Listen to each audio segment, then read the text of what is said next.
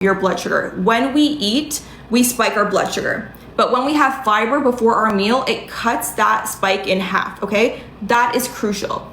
Now, when you have balanced meals, when you incorporate fat and protein, you're also feeding your body, and your body is going to be full. And then you can have your carbs. So if you remember this, FFPC, that is a really, really good way for you to be eating, okay? So balanced meals in that order.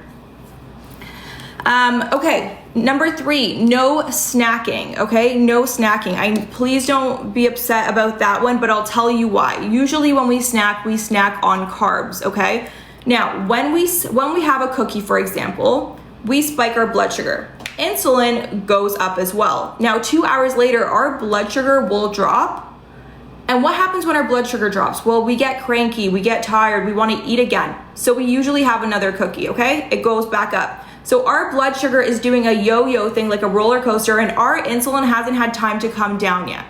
So snacking is not ideal. Now, we are becoming insulin resistant because what? Because we are eating too often. Not that we're eating too much, it's because we're eating too often. Yeah, if you snack on almonds and nuts, yes, that's totally okay. It will still trigger an insulin response, but not as great as what carbs would. And I'll show you something, okay? So for example, I'll show you guys a photo. There is a different insulin response for different macronutrients. So if you look over here, let me just show you.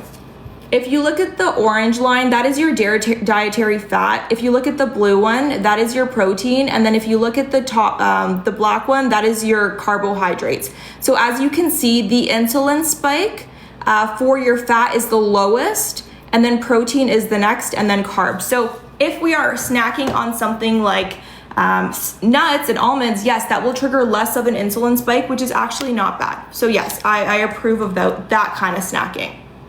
But we still want to make sure that we're spacing out our meals, okay?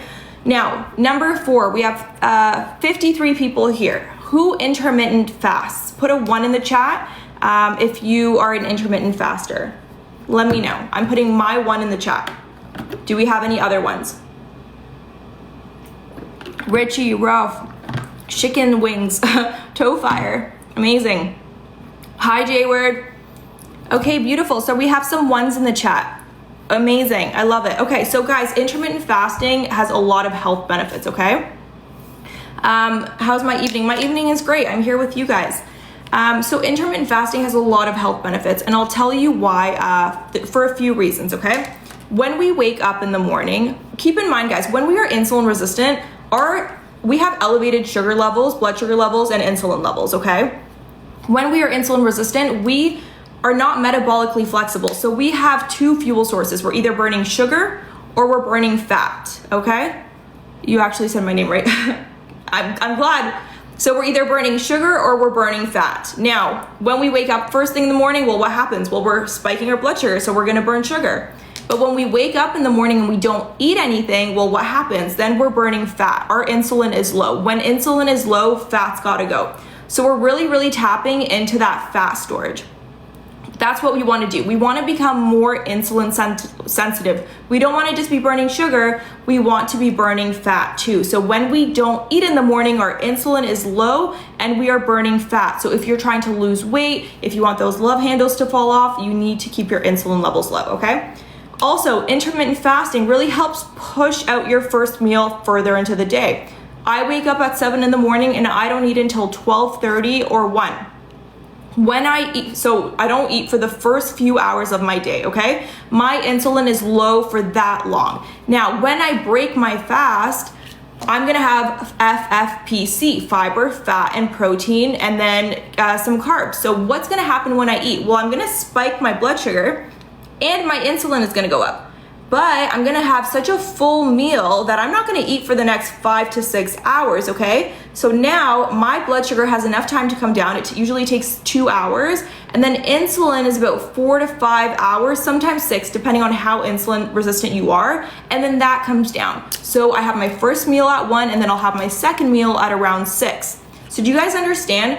The goal to become more insulin sensitive is we need to space out our meals because we need to give time for our blood sugar to come down and insulin to come down. Because if we are eating every 2 hours, our blood sugars will continue to spike and our insulin will just stay elevated, and it's gonna look like this. We need to give time for our insulin levels to come down, and the only way we can do that is by creating space between our meals, okay?